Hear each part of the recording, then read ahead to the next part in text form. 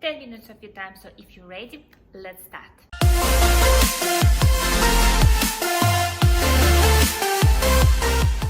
Before the plane take off, I would like to remind all of you to subscribe my channel if you find this content interesting, engaging, and actually useful for you.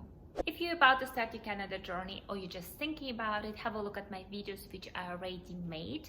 It's really engaging, the information is up to date, and I hope you'll find it really useful for you. If you think that you want to have more information or something you didn't get it from the videos, please just leave your comments below the video or send me the private message.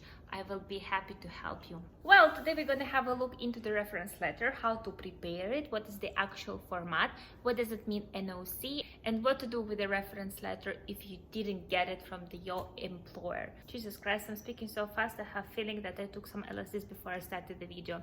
Anyway, I will slow down, I will cool down. Exhale, extray, and we shall begin.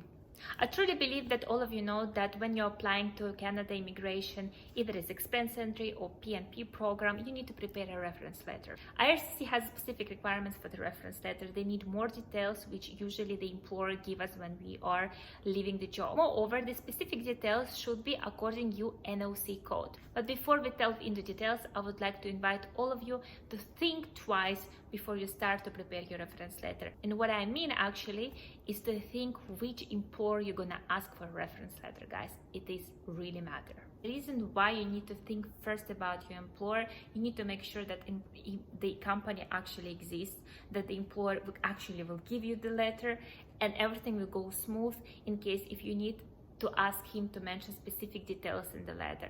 I did a mistake when I was applying because I was relying too much on my employer, who I was 100% sure gave me the letter, but it never happened. Well, eventually it happened in the end, and I will tell you how to do that. But think, who will be your employer? Do you have enough years of your experience in that company? The employer will give you specific details for the reference letter. Will he be actually flexible for that? Additionally, express entry requires 3 years of experience, so make sure that you have them in the company where you request the reference letter. And PNP program is required only 1 year of experience. You have a 3 years solid experience in one position in the company. Is the company actually exists? Is the employer will give you the reference letter according to your standards? I mean, it's not your standards, it's IRCC standards. However, that you require more information which he even can provide you. And the last thing is how soon you can actually get the reference letter in your hands. Okay, another thing is proper format. It is crucial. If it won't be according to NOC code, it's a high risk of rejection of your application. My goodness, now I'm thinking about my reference letter and I hope it's really up to the standard of IRCC. What actually means NOC? Classification of your job according to your duties and responsibilities. Let's open the Google. NOC for IRCC. Okay, the first link you see, it's official Canadian website, find NOC. Click on that. Okay, here we go. All the information which you require to find out which is your NOC code. So you see here, we use the National Occupation Classification, NOC, which I was talking about, system to classify job. Scroll down, you'll see all the levels. Find yourself over here on which actually type of NOC you are suitable to, and scroll down. If you want to apply as a skilled worker, find your job title, code, and skill level, or type in the NOC. Click on that. To get to know your NOC, you need to simply type. For example, I will search for admin. Yeah, try to find here the closest position to yours, your school principal or your supervisor or your administrative officer. If you want to be more specific, you can put, for example, receptionist. You will see the code here is 1414, which is type C. So it's actually very helpful, guys. We can try marketing, advertising, marketing, public relations managers, code 0124. Or you can scroll up and you will see the disclaimer here. Click on NOC website, and here you can actually type search it by job title, you can type the position over here, or if you already know your NOC, you can place the NOC here and press the button search. Okay, I will give you the example. Let's search by NOC code. Let's put the marketing code 0124, click search. Here's the code and the title of the position, and if you scroll down you can see the example of titles which can actually suit to this code. It's not necessary just to be advertising, marketing, public relations manager.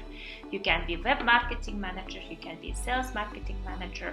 If you cannot find one of your positions which you're carrying right now over here, you can press index of titles and it's going to be the full list of the positions which can match the code. Scroll down and you will see the main duties of this NOC code.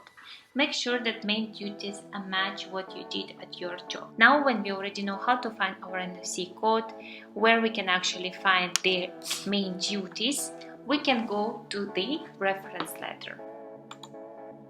I already prepared one draft for you. Reference letter should be printed on the company letterhead. That's is mandatory. You can see that it should be mentioned the date and the company information such as address, email, office number, fax, etc. To who it may concern, so it's going to be concerned to IRCC obviously, and the main body of the letter. This is the certified name, so you have to put your name over here, holder of the passport and nationality you have to mention. Was, has been employed or is employed, depends on your current status, by the company name with a full-time basis, which is you can mention the hours and weeks and from and to. So again, it depends. If you're still in the company, you can say from and to current. If you're already a former employee, you can mention from and till. And it's important to mention the salary which you were holding in the company, and if you have any benefits or any additional amount which was added to your salary. It's also better to mention that. If you had more than one of the positions, you can mention all of them one by one and put all job duties and responsibilities as the position you had. If you had only one position, no problem, you just mention one position and the job duties according to that position. Here is the important thing, guys, to remember. Job duties should match or to be similar to the duties which are mentioned as per your NOC code. You take the responsibilities and duties which mention an NOC code and draft them slightly different. Paste them one by one in your reference letter. The closure of the letter is simple. It's the name of the HR officer or manager, the person who actually provided you the reference letter, so her job duties, landline, email, and don't forget, of course, the stamp of the company should be on each page of your reference letter. We're coming to the last part of the video, what to do if you cannot get a reference letter. Firstly, try to find if you have a job offer from the company, if you have a contract, probably you save some pay slips from them or any email correspondence. Secondly, ask your colleagues and your manager to write a testimonials that you work for them or with them. Additionally, you can prepare an affidavit letter where you can state why the company doesn't provide you a reference letter, or include the emails from the company where they refuse to give you a reference letter. Try to find the connections. Probably you still have people who is working in the company, or friends or colleagues or friend of the friend who can actually push HR department, or at least who can follow up for you. If not, you can open the LinkedIn and try to find the people who is working in the company as HR, managing director, SEOs.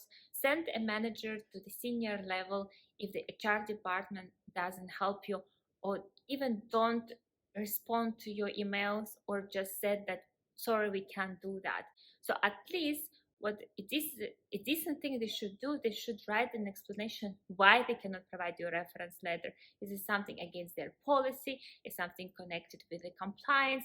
So any reason should be mentioned. But if you face the situation which I faced when I asked the HR department to provide me a letter and they didn't come back to me, and after 3 weeks they came back with the email that sorry, we don't provide the letters which you are requesting for, without any explanations, you can go more and beyond that You can open LinkedIn, you can find the person who is above HR and send a message privately to that person asking for help.